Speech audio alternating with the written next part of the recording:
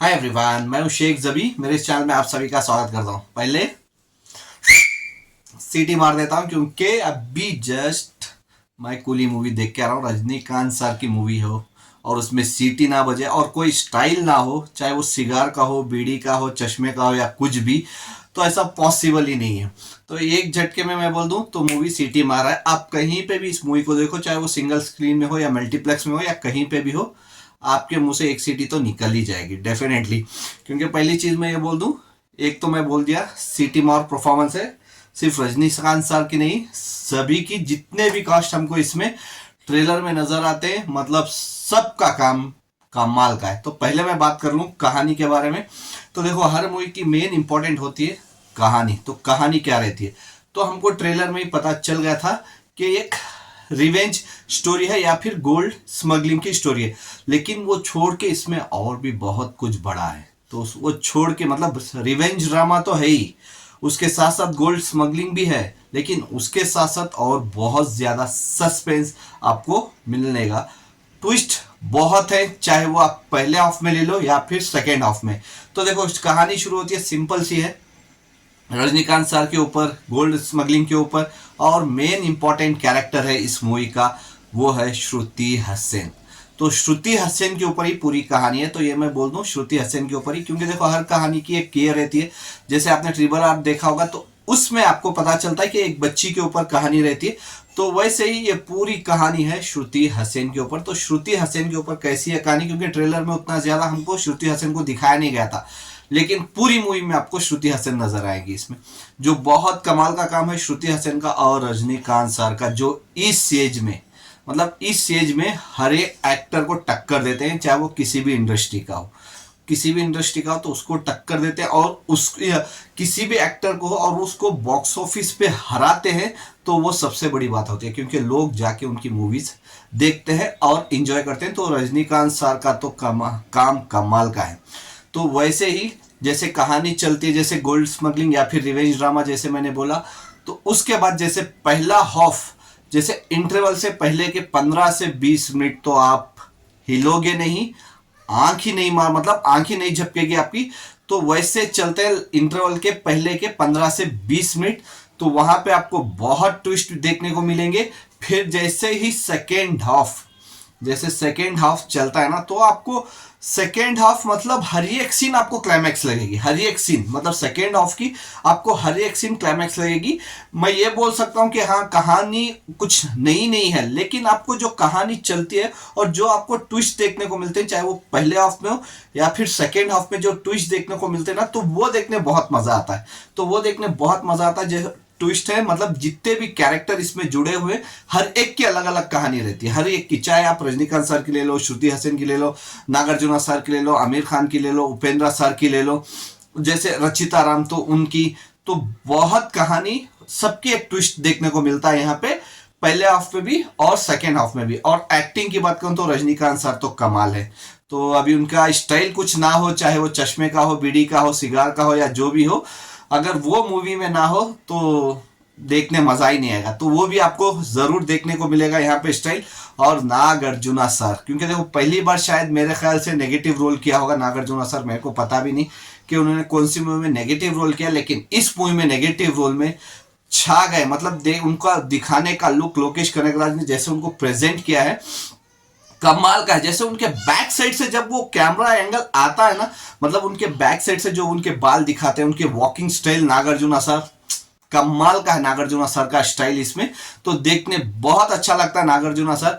और उसके बाद मैं बात करूं उपेंद्र सर, तो उपेंद्र सर को सिर्फ यहाँ पे कैरेक्टर अच्छा दिया गया, सिर्फ एक्शन के लिए यहाँ पे यूज किया है। उपेंद्र सर को सिर्फ एक्शन के लिए यूज किया है, जो देखने कमाल का लगता है। और साथ में है आमिर खान सर।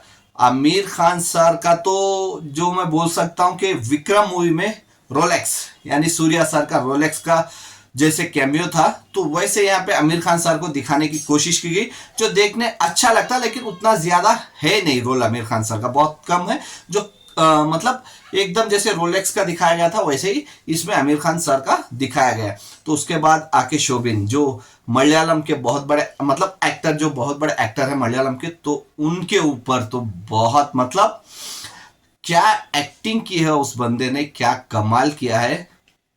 पूरी मूवी में वही छाया रहता है, पूरी मूवी में श्रुति हसन और वो शोबिन, तो मतलब देखने कमाल लग जाता है। शोबिन का कैरेक्टर तो बहुत बहुत अच्छा है, और स्पेशली डांस परफॉर्मेंस जो मोनिका सॉन्ग में जो उनका वायरल हुआ था, जो 2-3 स्टेप्स उन्होंने किए हैं, तो ये मैं बोल सकता हूँ जैसे अभी वॉर 2 के साथ क्लैश हुई है, तो जूनियर एनटीआर और ऋतिक रोशन देखो कमाल के डांसर है, लेकिन उनको ये सॉन्ग में शोबिन ने टक्कर दे दी डांस परफॉर्मेंस में, क्योंकि वो बड़े स्क्रीन में जब आप वो सॉन्ग देखेंगे ना, क्योंकि वो हमको सॉन्ग जो यूट्यूब में हमने देखे थे उसमें सिर्फ 2-3 स्टेप है, लेकिन मूवी जब देखोगे आप पूरा सॉन्ग देखोगे तो उसमें पूजा हेगड़े को आप छोड़ ही दोगे, सिर्फ शोबिन को ही देखते रहोगे। डांस परफॉर्मेंस तो कमाल का है।